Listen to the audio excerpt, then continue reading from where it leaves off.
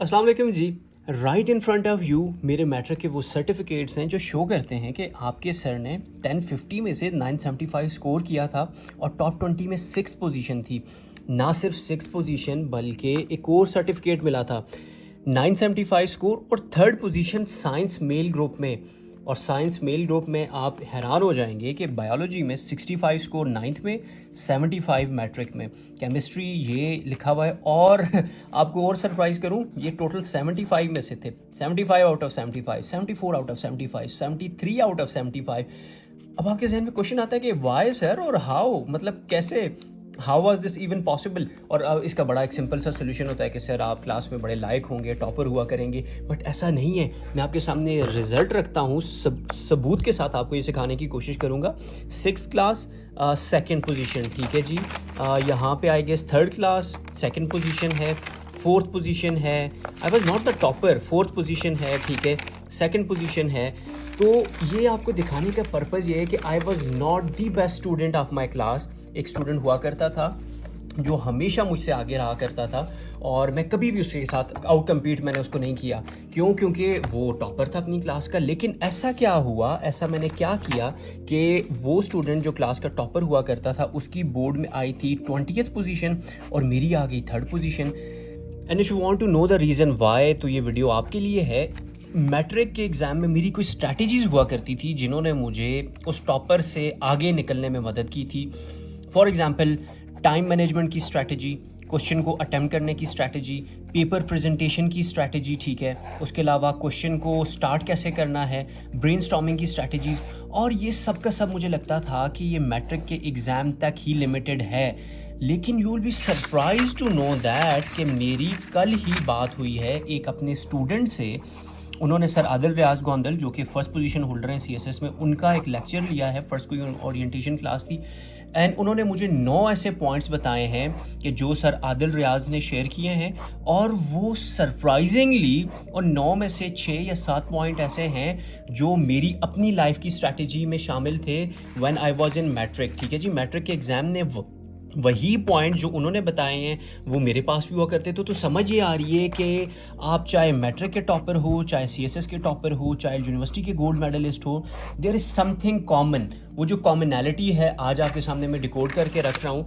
Sir Adil रियाज के according सबसे पहली चीज़ और मेरे अकॉर्डिंग सबसे पहली चीज़ जो मैट्रिक में हुआ करती थी, we don't use to change the sequence of the question. Question 1 है उसको 1 ही लिखना है। ये नहीं है कि मैं पहले क्वेश्चन 4 अटैम्प्ट करूँ, क्वेश्चन 1 पे आ जाऊँ। ये शो करेगा कि बच्चे को चौथा पहले अच्छा आता है इसलिए ने अटैम्प्ट किया है, 1 नहीं आता था इसने इसको लास्ट में अटैम्प्ट किया है। अगर आप क्वेश्चन 1 को पहले, क्वेश्चन 2 को, क्वेश्चन 3 को और 4 को अटैम्प्ट करेंगे, ये एक इशारा, इंडिकेटर होगा कि यार ये बच्चा टॉपर की कैटेगरी में आने वाला है, पहली चीज़। दूसरी जो गलती एग्जामिनर आप स्टूडेंट कर रहे होते हो वो क्या हो रही होती है कि आप लेंथ ऑफ द क्वेश्चन पहले को 8 शीट लिखे, अगले पे 6, अगले पे 5 और आखिरी में 3 लिख के सर टाइम ख़त्म हो गया था। आपने टाइम मैनेजमेंट, द बॉस, पूरे एग्ज़ाम्स में, दुनिया में किसी लेवल का कोई एग्ज़ाम है उसमें टाइम मैनेजमेंट वही हमेशा बॉस रहता है। आपने हमेशा अपने पास एक वॉच रखनी होती है। I am still wearing a beautiful watch, ठीक है। आपने कोशिश करनी है इसको अपनी लाइफ का पार्ट बनाएं और आपने 6 साइड्स, मैक्सिमम 6 साइड्स अगर एक क्वेश्चन की अटैम्प्ट करें ना, आपकी स्पीड इतनी है 6 6 6, बी कांस्टेंट। ये हमेशा टॉपर्स फॉलो करते हैं। आई यूज टू फॉलो दिस, ठीक है जी। एंड आई वाज सरप्राइज कि सर आदिल रियाज के भी यही वर्ड्स थे। टाइम मैनेजमेंट आपने सीख ली, ये आपकी घड़ी की वजह से पॉसिबल होती है। और लिखने से पहले आपने हमेशा याद रखना होता है, you are about to start a question, उससे पहले अपना क्वेश्चन पेपर है उसको ऐसे उल्टाया, ठीक है जी, और उल्टा के उसकी साइड पे आपने रफ वर्क शुरू कर दिया। आपने अपनी जो ब्रेनस्टॉर्मिंग है वो कर दी कि इस क्वेश्चन में आप कोई रेफरेंस दोगे, कोई फैक्ट होगा आपके पास, इसमें आप स्टार्ट कहाँ से करोगे, एंड कहाँ से करोगे, मेन हेडिंग्स आपकी क्या होंगी। आपने पहले से, ये आपके मैक्सिमम 2 मिनट लेगा, लेकिन उसके बाद आपको पूरे का पूरा क्वेश्चन आपके पास एक चीटिंग की फॉर्म में पड़ा होगा। आप उसको उठा के ऐसे कर रहे होगे। I always use to do this. और मेरा टीचर हमेशा, जो एग्जामिनर होते थे वो आते थे, बेटा चेकिंग कराओ, आप चीटिंग कर रहे हो। मैं कहता था सर मैंने क्वेश्चन लिखा हुआ है, उसकी रफ आउटलाइन है। और आज मुझे वो बात भी याद आ गई and it felt so good कि यहाँ सीएसएस में भी ये चीज़ एप्लीकेबल है। चौथा इंपॉर्टेंट पॉइंट, पांचवा सॉरी, कि पेपर प्रेजेंटेशन यहाँ पे मैट्रिक और सीएसएस में बड़ा डिफरेंस है। आपका जो उसका एग्ज़ाम होता है मैट्रिक में, वहाँ पे क्वांटिटी मैटर करती थी।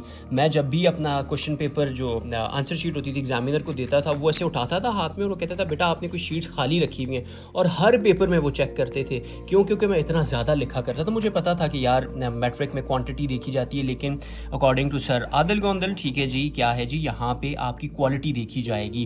उसके बाद मैट्रिक में इंट्रोडक्टरी पैराग्राफ तो होते ही नहीं थे, सीधा क्वेश्चन हुआ करता था। सीएसएस में आपने जब भी इंट्रोडक्टरी पैराग्राफ लिखना होगा, वो आपके टॉपिक का एब्स्ट्रैक्ट होना चाहिए।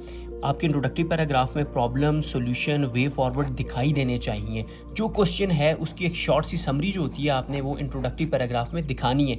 ये ना हो कि टॉपिक के हिस्ट्री आप लिखने बैठ जाएं, टॉपिक के बारे में एक्स्ट्रा इन्फॉर्मेशन देने बैठ जाएं। नहीं, आपने उसको समराइज करना है। उसका एब्स्ट्रैक्ट जो है वो आपके इंट्रोडक्टरी पैराग्राफ में नज़र आना चाहिए। ये पॉइंट मैट्रिक में नहीं था। सर आदिल ने बताया कि रेफरेंस आपने देने हैं, और रेफरेंस का मतलब सिर्फ फैक्ट नहीं होता, जो आपको मैं सिखा रहा होता हूँ कि आजकल आपको सिर्फ फैक्ट बुक बेची जा रही होती हैं। नहीं, आपने कोटेशंस निकालनी है, references, newspaper articles, daily life के इवेंट, केस स्टडीज़ और कंपैरेटिव एनालिसिस भी आपने क्या है, ये अपने पेपर में एज अ रेफरेंस यूज़ करना होता है। और हमेशा याद रखिएगा कि स्टेट के नैरेटिव को फॉलो करना है। स्टेट यूएसए के साइड है, यूएसए की तारीफ़ करो। स्टेट आपकी रशिया के साथ है, उसकी तारीफ़ करो। Just stick to the state narrative, ठीक है, बहुत इंपॉर्टेंट है। कंट्रोवर्शियल जितने भी राइटर्स हैं उनको आपने अवॉइड करना है। सातवां पॉइंट, आठवां उसकी एग्जाम्पल है सातवें की, कि भाई अगर आपको राइटर का नाम नहीं आता, जो कि वेरी कॉमन है कि आपको भूल जाता है, तो आप ऐसे भी लिख सकते हो, रिनाउंड ऑथर सेड, और इन्वर्टेड कॉमर्स में आपने अपनी बात कर दो। प्रिपरेशन स्ट्रैटेजीज, मैट्रिक में क्या होता था, लास्ट के 4 महीने हमें सेकंड टाइम लगता था। सुबह हम लोग जाते थे 9 से 2 बजे तक पढ़ाई, 3 से फिर 6 बजे तक शाम को स्कूल में ही हमारा सेकंड टाइम लगा करता था। रटे फुल रटे हुआ करते थे। यहाँ पे स्ट्रैटेजी जो सर बता रहे हैं, नोट्स, और नोट्स की अंडरस्टैंडिंग भी होनी चाहिए, और practice and revision. Saddam is my best friend, और सदाम साहब मुझे कह रहे हैं वो दे रहे हैं अपना एग्ज़ाम इस टाइम पे प्लानिंग कमीशन पाकिस्तान उसके लिए, केपी के लिए, और वो मुझे आज बता रहे हैं कि यार मैंने पिछले 30 दिन में जितने भी टॉपिक्स प्रिपेयर किए हैं, मुझे उसमें से सिर्फ 10 टॉपिक आते हैं, टोटल टॉपिक 70 है। क्यों? क्योंकि मैंने रिवीजन ही नहीं की, और मुझे याद ही नहीं है कि वो जो 60 टॉपिक है मैंने नोट्स बनाए थे उसमें मैंने क्या लिखा हुआ है, क्यों लिखा हुआ है। रिवीजन इतनी इंपॉर्टेंट है। प्लीज़ अपनी स्ट्रैटेजी में जब भी प्रिपरेशन स्ट्रैटेजी बनाए, रिवीजन। और मेरा एक ही रूल है जी, आपका जुम्मा का दिन है, इबादत और रिवीजन के लिए उसको मुख्तस कर दें, दुनिया भी कामयाब, आखिरत भी कामयाब। Mock exams according to sir Gondal 4 महीने आखिर के आपने डेडिकेट कर देनी है मॉक के लिए। मॉक की पूरी सीरीज़ ला रहा हूँ इंशाल्लाह after the interview, right after the interview. परसों मेरा इंटरव्यू आपके लिए बैठा, मैं ये वीडियो बना रहा हूँ। ये वाली डेडिकेशन चाहिए होती है, ये वाली डेडिकेशन। मैं आपके लिए कंसर्न हूँ, तो आपको अपने लिए भी होना पड़ेगा।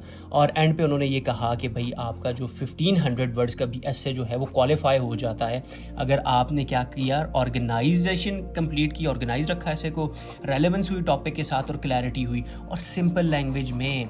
कोई किसी जो आजकल आपको कहा जा रहा होता है आज the word of the newspaper is, the word of today is, ये है, इसका मतलब है ये, that is bullshit. Simple word में टॉपर कह रहा है, कोई दूसरा बंदा नहीं कह रहा, टॉपर ऑफ द सीएसएस कह रहा है कि भाई सिंपल लैंग्वेज में लिखो, और वो कहता है कि just answer what has been asked, जो किया गया, और उसको मैंने अपनी उर्दू में लिखा, सीधी बात, नो बकवास। इवन आपके मैट्रिक के एग्जाम में भी यही होता था, जो क्वेश्चन पूछा जाता था सिर्फ आप वही लिख के आते थे, तब आपको नंबर मिलते थे। और यहाँ पे भी आपने ये फॉलो करना है, ये अपने पास लिखते दीवार पे, सीधी बात, नो बकवास, सर ने कहा था।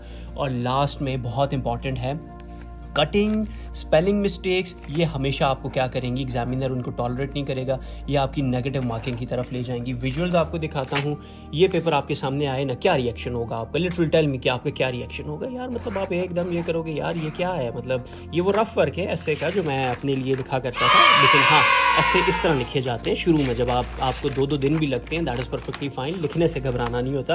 लेकिन देखिए इस तरह का पेपर एग्जामिनर कभी भी टॉलरेट नहीं करेगा। इसका हल क्या है सर? इसका हल बहुत सिंपल है। Even when you are making notes, ये मेरे नोट्स हैं और प्रेजेंटेशन आपके सामने पड़ी हुई है कि यार आपने जो भी नोट्स बनाने हैं मेक श्योर कि भाई आपने नीट रखे हैं, कोई आपने कटिंग नहीं की हुई, आपने हर चीज़ टू द पॉइंट क्लियर करके रेफरेंस के साथ, कोटेशंस के साथ बुलेट पॉइंट्स हैं आपके लिए एग्जामिनर को बताने के लिए, रेफरेंस पड़े हुए हैं बुक्स के, ऑथर्स के। तो ये आपने क्या करना है, मेक श्योर करना है।